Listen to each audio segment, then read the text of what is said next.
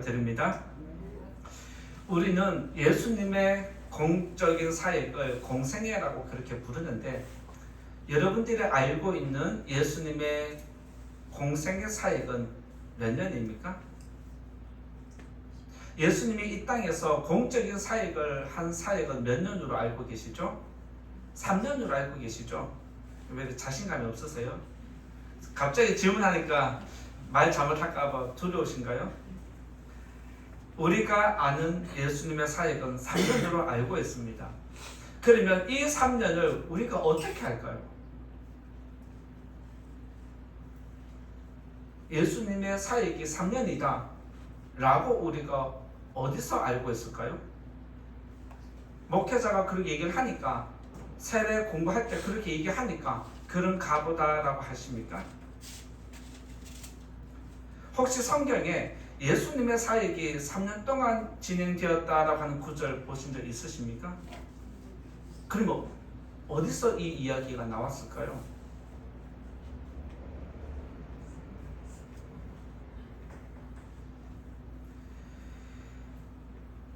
예수님의 사역을 3년 동안 했다라고 근거를 찾는다라면 요한복음에 있습니다.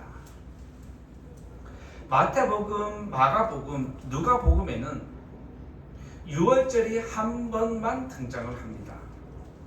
그런데 요한복음에는 유월절이 3번을 등장합니다.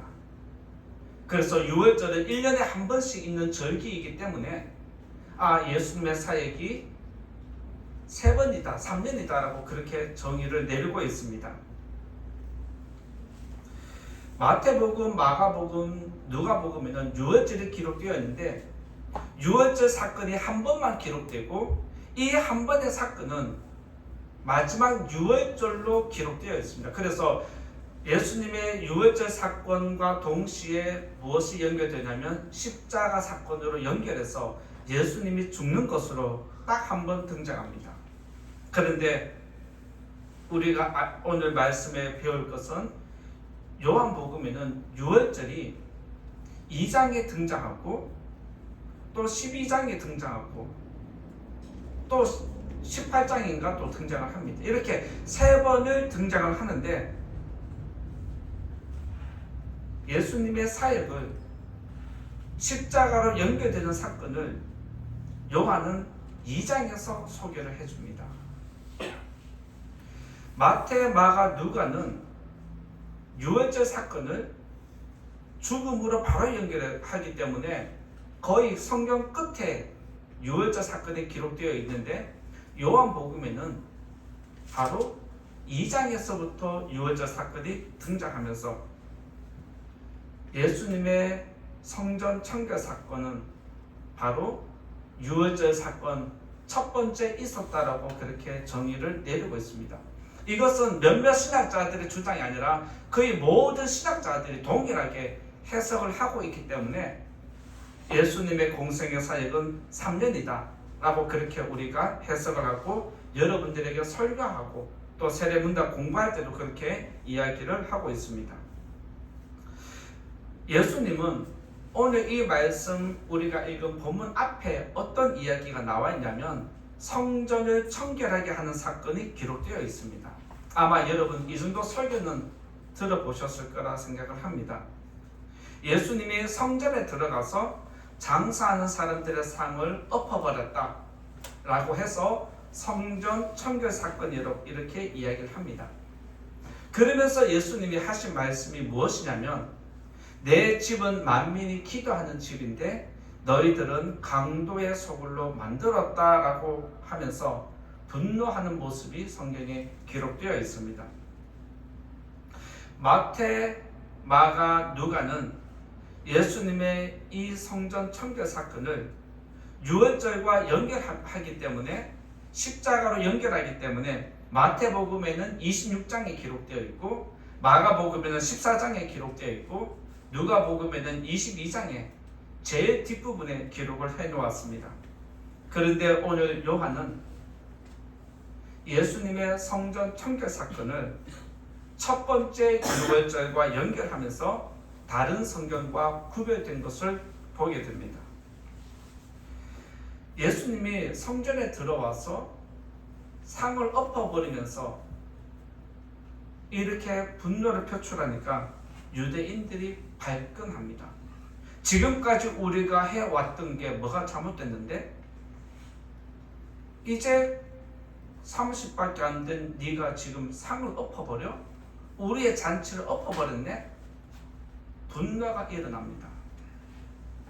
그러면서 이들이 하는 이야기가 무엇이냐면 우리가 오늘 읽은 말씀 바로 앞에 19절에 18절에 보면 유대인들이 예수님에게 이렇게 질문합니다.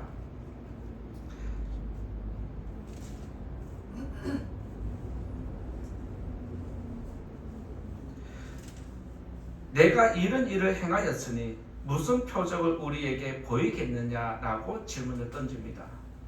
네가 이렇게 행동을 한 것에 대해서는 이유가 있을 텐데 그 이유가 무엇인지 소상하게 밝히라는 겁니다. 만약 이것을 드러내지 않으면 우리들은 너를 신성모독으로 때로는 율법을 어긴 죄로서 고발하겠다. 그런 마음이 여기에 담겨 있습니다. 왜 예수님이 상을 엎어버리고 장사하는 사람들을 쫓아낸 것에 대해서 유대인들이 이렇게 이야기를 하냐면 이 말씀과 뒤의 말씀이 조금 엉뚱해 보이긴 하지만 이 안에는 깊은 의도가 숨겨져 있습니다. 그래서 예수님은 그들의 의도를 아시고 대답을 하는 게 오늘의 말씀의 내용입니다. 그러면서 예수님이 이렇게 대답을 하십니다. 이렇게 또 말씀하시면서 유대인들에게 의문을 자아낸 것이 있습니다. 16절에 보면 예수님이 이것을 여기서 가져가라. 내 아버지 집으로 장사하는 집을 만들지 말라라고 하면서 예수님의 말씀을 자세히 보면 내 아버지 집이라고 그렇게 장담을 하고 있습니다. 내 아버지 집이라고 장담을 했기 때문에 유대인들이 그러면 네가 하나님의 아들이라면 증거를 보여라. 이것이 18절에 있는 말씀입니다. 그래서 성경 문맥을 흐름을 보면 예수님이 상 엎은 것에 대해서 유대인들이 발끈하면서 던진 질문이 엉뚱해 보이지만 그 의도를 보면 다 이해가 되는 것입니다. 유대인들의 의도를 다 아신 예수님은 이렇게 말씀하십니다. 오늘 우리가 읽은 19절과 20절인데요. 19절, 20절 유대인들에게 어떻게 대답하는지 같이 보겠습니다. 시작. 예수께서 대답하여 이르시되 너희가 이 성전을 헐라 내가 사흘 동안에 일으키리라. 유대인들이 이르되 이 성전은 46년 동안에 지었거늘 내가 3일 동안에 일으키겠느냐 하더라. 예수님은 유대인들의 의도를 아시고 이렇게 말씀하셨습니다. 그런데 유대인들은 예수님의 말하는 의도를 전혀 깨닫지 못하고 이 성전은 46년 동안 지었는데 네가 3일 만에 짓는다고 오히려 비웃어버렸습니다. 그런데 예수님은 말씀하신 그대로 3일 만에 교회를 세우셨고 내가 하나님의 아들이라는 것을 증명해 내셨습니다. 그래서 오늘 이 시간에는 교회를 세우신 예수님의 방법에 대해서 우리가 말씀 나눌 때에 우리가 교회를 세워가기 위해서 어떻게 해야 하는지, 오늘 말씀처럼 교회가 세워지기 위해서는 우리는 어떻게 해야 되는지 그것을 말씀드리고자 합니다. 첫 번째, 교회가 세워지려면 죽어야 한다라고 말씀드릴 수 있습니다. 교회가 세워지려면 첫 번째로 죽어야 합니다. 21절과 22절 말씀 같이 읽어보겠습니다. 21절, 22절 같이 읽어봅니다. 시작. 그러나 예수는 성전된 자기 육체를 가리켜 말씀하신 것이라. 죽은 자 가운데서 살아나신 후에야 제자들이 이 말씀하신 것을 기억하고 성경과 예수께서 하신 말씀을 믿었더라. 여기서 예루살렘 성전은 46년에 걸쳐서 지었기 때문에 3일 만에 세운다는 것은 거짓말입니다. 그런데 예수님은 이 말을 너무 당당하게 하십니다. 유대인들 입장에서는 도저히 이해가 안 되는 것이고 이거는 이해하려고 해도 안 되는 사실입니다.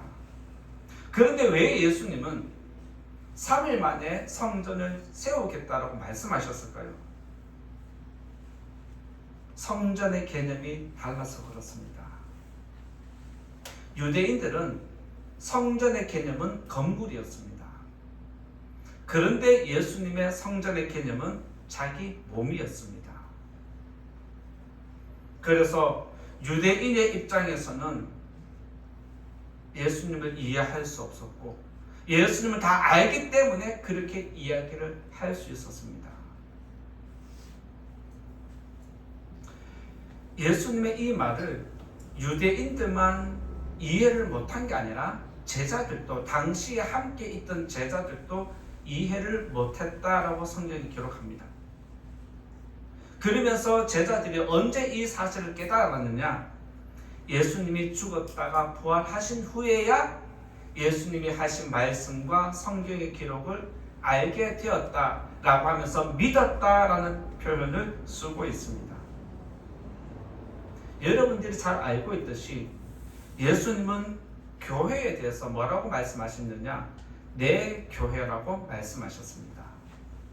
마태복음 16장 18절에서 예수님이 뭐라고 말씀하시냐면 내 교회를 세우겠다라고 말씀하셨습니다. 그리고 요한복음 19장 30절에서는 다 이루었다라고 말씀을 하십니다. 이 말씀을 종합해 보면 예수님의 죽음으로 하나님의 구원과 교회가 완성되었다는 것을 의미합니다. 그래서 교회는 죽음으로 세워집니다. 교회는 죽음으로 세워지고 죽은 자가 많을 때에 교회는 더 든든하게 세워지는 것을 기억해야 됩니다. 초대교회에 예수님 다음으로 순교하는 사건이 나타났는데 사도행전 7장 59절에 보면 이런 말씀이 있습니다. 사도행전 7장 59절에 보면 그들이 돌로 스데반을 치니 스데반이 부르짖어 이르되 주 예수여 내 영혼을 받으시옵소서 하고 죽는 모습이 이후에 기록되어 있습니다. 잘 아시겠지만 초대교회가 7명의 집사를 세웠는데 그 중에서도 가장 먼저 순교를 당한 사람이 스데반 집사입니다.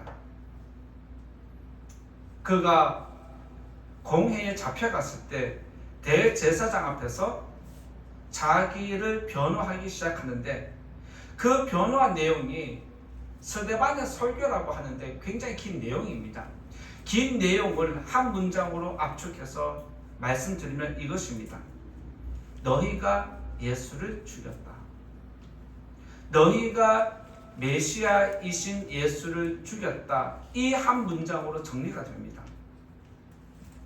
그러면서 하는 이야기가 너희가 죽인 예수가 지금 하나님 우편에 앉아 있다라고 그렇게 말하는 순간에 공회원들이 열받아서 스데반을 밖으로 끄집어내서 돌을 던져서 그를 죽여버립니다. 이 사건이 있기 전에는 초대교회가 급속하게 성장하는 중이었습니다. 교회가 급속하게 성장하고 예수님의 이름이 계속해서 퍼져나가는 반면에 누가 가장 싫어했냐면 유대인들이 싫어했습니다. 모세의 율법을 지키는 그들이 싫어했습니다. 그래서 교회가 성장하면 성장하는 대로 인기가 높아지면 높아질수록 상대적으로 분노가 쌓이는 것이 누구였냐? 유대인들이었습니다. 그리고 초대교회 핍박의 시작은 스데반 집사의 죽음을 기점으로 해서 서서히 확산되기 시작하고 폭발하는 모습이 나타납니다. 이때에 교회 핍박을 앞장서서 하는 사람이 누구냐면 헤롯 왕입니다. 헤롯 왕이 유대인들이 싫어하는 것을 알고 기독교를 핍박하면 나의 정치적인 입지가 좋아지겠네 라고 생각을 하고 헤롯 왕이 누구를 죽이냐면 요한의 형제 야고보를 죽입니다. 요한의 형제 야고보를 죽였는데 반응이 어떠한지 지켜봤는데 너무 열광적으로 헤롯의 인기가 급속하게 치솟습니다. 이쯤 되면 헤롯이 가만히 있을까요? 아니면 더 죽이려고 달려들까요? 그래서 교회의 가장 우두머리급 되는 베드로를 잡아서 죽여야 되겠다라고 생각을 하고 베드로를 잡아서 감옥에 넣어놓습니다. 그리고 내가 때가 되면 베드로를 죽여서 내 입지를 더 확고히 해야 되겠다라고 생각을 했습니다. 그런데 성경을 보면 하나님이 베드로를 풀어주는 모습이 성경에 등장을 하는 것이 하나님께서 교회를 지켜가는 모습의 하나입니다. 여기서 또 제가 잠깐 말씀드리고자 하는 게 있는데 무엇이냐면 예수님의 제자는 몇 명입니까? 12명이죠. 12명인데 우리들은 예수님의 제자 12명을 한 사람 한 사람 부를 때는 다른 이름을 붙여서 부릅니다. 예수님의 12제자를 우리가 무엇이라 부르냐면 사도라고 부르고 있습니다. 혹시 기억하십니까? 예수님의 12제자는 누구다? 사도다. 그래서 사도 베드로, 사도 요한, 사도 빌립 이런 식으로 사도라는 이름 앞에 사도라는 호칭을 붙여서 사도 누구 그렇게 이야기를 합니다. 12명의 사도에 한 명의 사도가 더 추가됩니다. 누군지 아십니까? 사도 바울입니다. 이렇게 우리들은 예수님의 직속 제자를 사도라고 부르는데 총 13명입니다. 그리고 사도들이 있으면 또 누가 있을까요? 사도들의 제자가 있겠죠. 사도, 예수님에게 직접 배운 사람은 누구? 사도. 사도들에게 배운 제자들은 누구? 속사도라고 부르고 있습니다. 사도의 제자들은 누구일까요? 속사도. 사도에 속해 있는 사람이라고 해서 속사도라고 그렇게 부르고 있습니다. 여기서 한 걸음 더 나아갑니다. 속사도들에게 제자가 또 있겠죠. 속사도의 제자들을 무엇이라 부를까요? 신학적인 용어로 교부라고 부르고 있습니다. 교부라고 부르는데 처음 듣는 단어라서 어려운데 교부는 교회의 아버지라는 말의 줄임말입니다. 교부는 교회의 아버지라는 뜻입니다. 그래서 교회의 역사는 어떻게 흘러가냐면 예수님으로 시작해서 사도, 그 다음에 속사도, 그 다음에 누구? 교부. 이렇게 교회의 역사가 흘러가는데 교부에 속하는 사람 중에 한 사람인 터툴리안이 있습니다.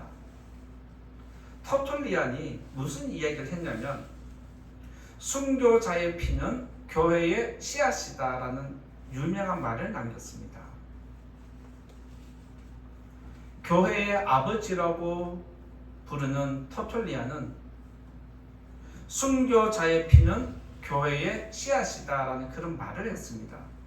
왜 이 말이 유명하고 왜 이 말이 교회 역사에서 큰 비중을 차지하냐면 그 당시에 많은 사람이 순교를 당했기 때문입니다. 그래서 교회의 역사는 순교의 역사라고 이야기할 수 있습니다. 지금 우리가 교회에 속해서 하나님을 예배할 수 있었던 것도 아주 오래전에 초대교회 당시에 많은 사람들이 죽었기 때문에 그 교회가 지금까지 유지되고 지켜져 왔습니다. 예수님은 이 땅에 교회를 세우기 위해서 죽으셨습니다. 그리고 스데반 집사와 야고보의 죽음은 교회의 뿌리가 되어서 계속해서 뿌리를 내리는데 큰 역할을 감당한 순교자의 피가 되었습니다.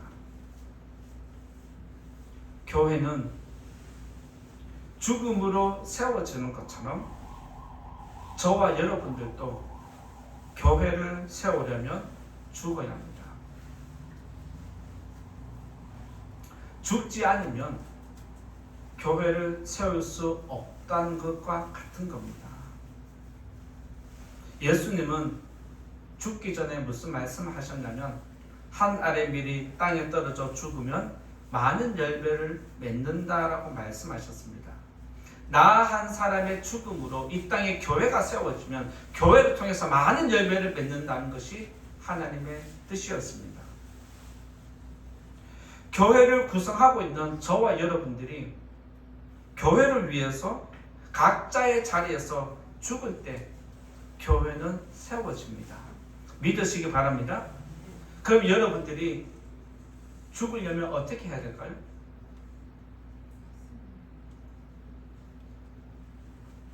교회를 세우기 위해서 죽어야 한다는 건 다 아시는데 어떻게 해야 할까요?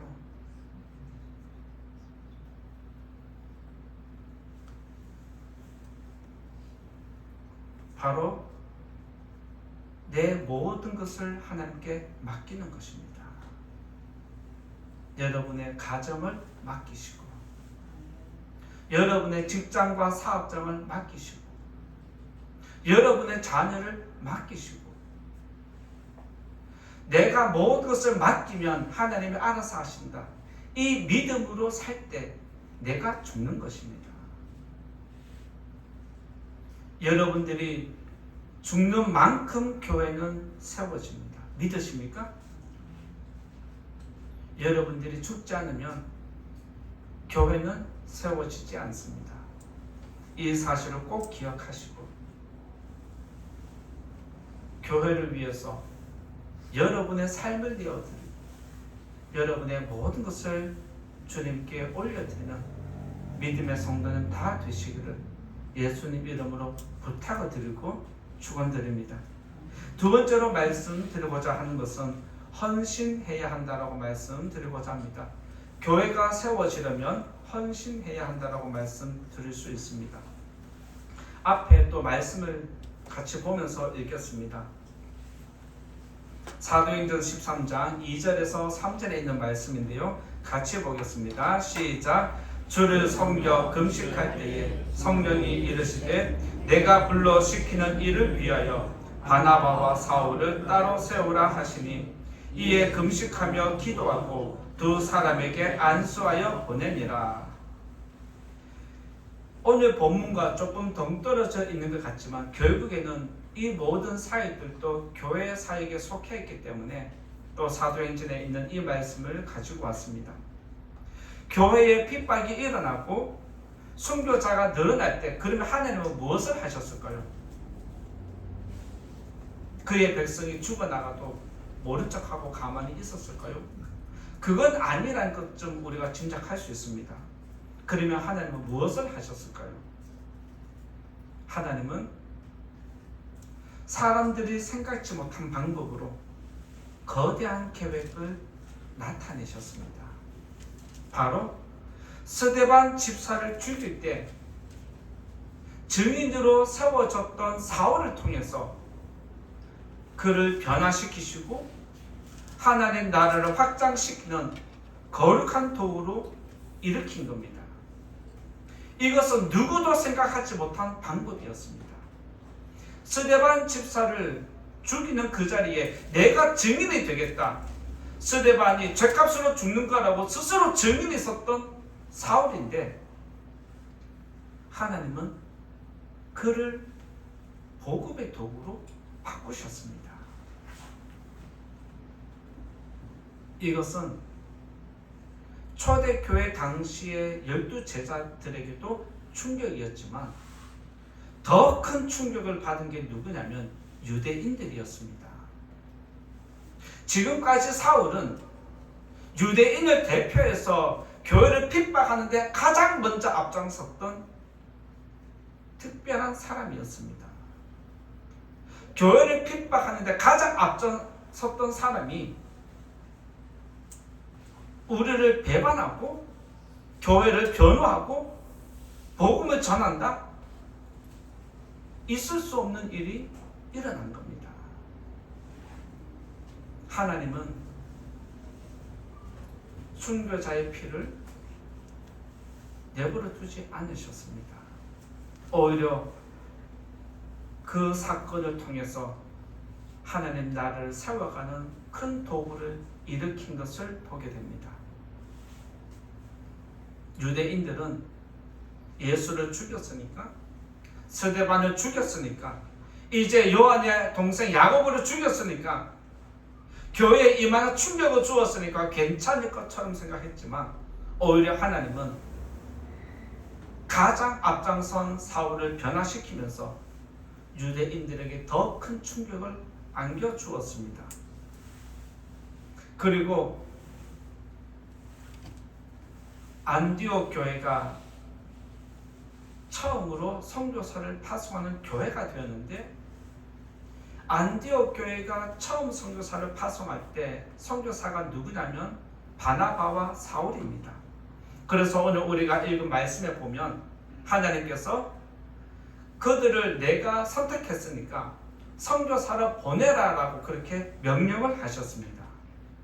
그래서 안디옥 교회는 바나바와 사울을 안수하고 그들을 선교사로 세우면서 파송하는 모습이 성경에 기록되어 있습니다. 그리고 사울의 이름이 바울로 바뀌는 때가 이때입니다. 지금까지는 사울의 이름이 계속해서 등장하는데 선교사로 파송받는 기점을 통해서 사울의 이름이 바울로 바뀝니다. 하나님은 이름을 바꾸면서 그의 신분을 거룩한 신분으로 바꾸어 주셨습니다. 하나님은 누군가를 사용하고자 할 때 그를 새롭게 변화시키는데, 사울에게는 이름의 변화를 통해서 그를 내 사람이다라고 그렇게 낙인 찍으셨습니다. 하나님은 사도 바울을 이방인의 도구로 사용하셨습니다. 이렇게 하면서 사도 바울은 하나님과 그의 나라를 위해서 그의 생명이 다할 때까지, 그의 생명이 다 해도 괜찮으니까 나를 마음껏 사용하려고 자기를 온전히 맡겨드리고 하나님께 올려드린 것이 그의 믿음이었습니다. 헌신은 잘 아시는 대로 자신의 것을 다른 사람에게 내어주는 것을 의미합니다. 사도 바울은 자신의 모든 것을 하나님께 내어드렸습니다. 그리고 헌신은 내 것을 내어주다가 줄 것이 없는데 더 주고 싶으면 마지막으로 생명을 주는 겁니다. 그래서 헌신은 죽음으로 끝이 납니다. 헌신은 죽음과 같은 길입니다. 뗄래야 뗄 수 없는 것이 헌신과 죽음입니다. 바울은 가는 곳마다 교회를 위해서 온전히 헌신한 것, 여러분들 잘 아실 겁니다. 사도행전 13장 50절에 보면 이런 말씀이 있습니다. 유대인들이 경건한 귀부인들과 그 신의 유력자들을 선동하여 바울과 바나바를 박해하여 그 지역에서 쫓아냈다라는 말씀이 있습니다. 복음을 위해서 온전히 헌신하니까 교회가 일어서기 시작하고 복음이 전파되기 시작하니까 감당할 수가 없는 겁니다. 그래서 유대인들이 그 동네의 부자들을 통해서 정치인들을 동원해서 사도 바울을 쫓아내는 모습이 기록되어 있습니다. 그리고 사도행전 14장 19절에 보면 이렇게 또 기록되어 있습니다. 유대인들이 안디옥과 이고니온에서 와서 무리를 충동하니 그들이 돌로 바울을 쳐서 죽은 줄로 알고 시외로 끌어내치니라 라는 말씀이 있습니다. 무슨 말이냐면 유대인들이 바울을 쫓아다니면서 복음을 전하지 못하도록 방해하고 막았습니다. 그럼에도 불구하고 계속해서 복음이 확산되니까 어떻게 하냐? 바울을 돌로 쳐서 죽이는 일까지 일어났습니다. 그래서 바울을 돌로 쳤는데 죽은 줄로 알고 성 밖에다가 그 몸을 던져놨습니다. 그런데 바울은 그 와중에서 다시 일어서서 복음을 전하는데 오히려 더 매진한 것을 보게 됩니다.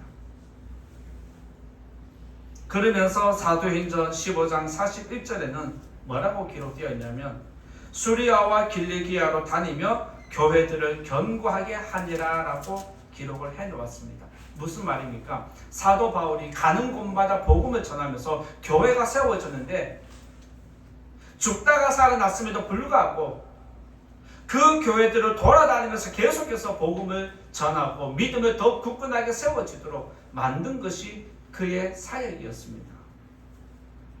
이처럼 바울 한 사람의 헌신으로 아시아와 유럽 곳곳에 교회가 세워졌습니다. 그리고 바울은 여기서 멈추지 않고 교회를 순회하면서 계속해서 교회를 돌아다니면서 그 교회 성도들을 위로하고 그 교회에 필요한 것을 채워주고 그 교회가 흔들리고 있을 때에 편지를 써서 계속해서 그 교회의 믿음을 세워가는 것이 그의 사역이었습니다. 사도 바울이 이렇게 할 수 있도록 하나님은 사도 바울의 사역이 멈추지 않도록 돕는 여러 손길들을 붙여주었습니다. 그리고 사도 바울이 사역이 멈추지 않도록 여러 교회가 사도 바울을 협력한 것이 성경에 기록되어 있습니다. 여기서 한 걸음 더 나아가서 사도 바울은 예루살렘에 있는 교회가 기근으로 힘들어할 때에 다른 지역에 있는 교회들을 방문하면서 도와달라고 호소를 합니다. 지금 교회의 모태가 된 예루살렘 교회가 기근으로 지금 힘든 가운데 있고 그 지역에서 가난한 자들이 너무 많이 늘어나 있으니까 당신들 교회가 예루살렘 교회를 도와주면 좋겠다. 이렇게 이야기할 때에 여러 교회가 예루살렘 교회를 돕기 위해서 헌금을 보낸 것이 성경에 기록되어 있습니다. 이 모든 것이 바울의 사역인데 바울의 사역은 처음부터 끝까지 교회를 위해서 자신을 온전히 헌신한 겁니다.